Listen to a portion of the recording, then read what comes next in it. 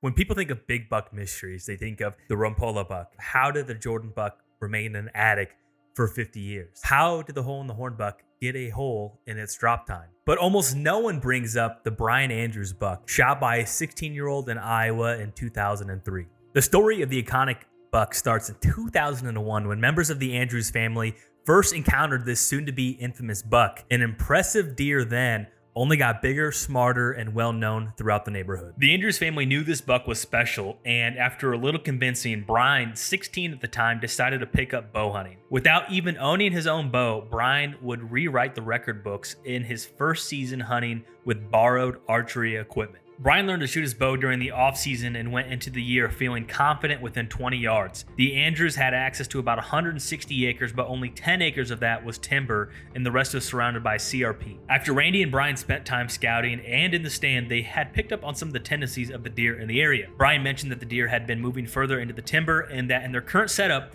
they would always be out of range. After some deliberation, they agreed to move it in the early days of November. The new location was perfectly positioned on a tree along a ravine between CRP fields. This ravine acted as a highway for whitetails on the property and had just enough scattered trees that deer felt comfortable traveling in it. On November 13th, Brian was itching to get out of school and in the stand as the rut was in full effect. He rushed home, and as he was getting ready for his hunt, his dad said the bucks were running like crazy that day. Brian was in the stand by 4 p.m. and almost immediately he spotted a few does and a spike. He began calling around 4:30, and after a few minutes of waiting, he turned around and there it was. The buck was 30 yards away with his nose to the ground, coming straight to the base of the tree. He readied himself and let out a grunt just enough to stop the buck in its tracks at 7 yards. Still sniffing, the buck turned broadside, and at that moment, Brian let his arrow fly and drove right through the buck's vitals. It took off racing over the hill and disappeared from his line of sight. He felt like he made a perfect shot, and the arrow painted red could prove it. Later that night, Brian and his family made an effort to find the giant buck, but came up unsuccessful. After a sleepless night, the family set out to retrieve the buck the following morning. They picked up where they left off and then followed another 300 yards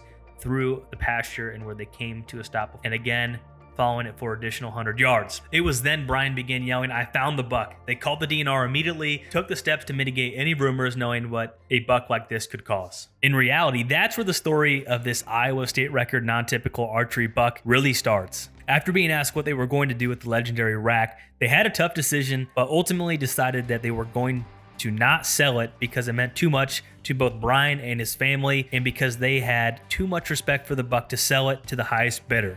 They stored the buck in a bank vault for the duration of the 60-day drying period before it was officially scored at 253 inches, net non-typical. The family kept the buck in their home, which they later went on to say, "Maybe I was totally naive, but I believe we would be able to keep the antlers here with no problem." On June 18th, 2004, the Andrews left their home and went down the street to a neighbor's, and when they came back, the antlers were missing. The thieves ignored money, jewelry, and other valuables and left only with the state record rack. Not long after, there was another notable set of antlers stolen from a home, both of which have never been seen again. To this day, 18 years later, the whereabouts of the Brian Andrews buck is still unknown. Larry Huffman, an antler collector and former owner of legendary whitetails, had a replica created for Brian from the pictures. There was a $5,000 reward offered by Buchanan Wildlife Association for leads in the crime, along with Bass Pro Shops, who offered $5,000 in a gift card to anyone with information that led to the whereabouts of these antlers. Unfortunately, there has never been a lead, but maybe that will change in the future. We may never know what happened to this iconic buck. Was it destroyed by a jealous hunter? Is it stored away in an attic for someone to discover 50 years later? Time will only tell.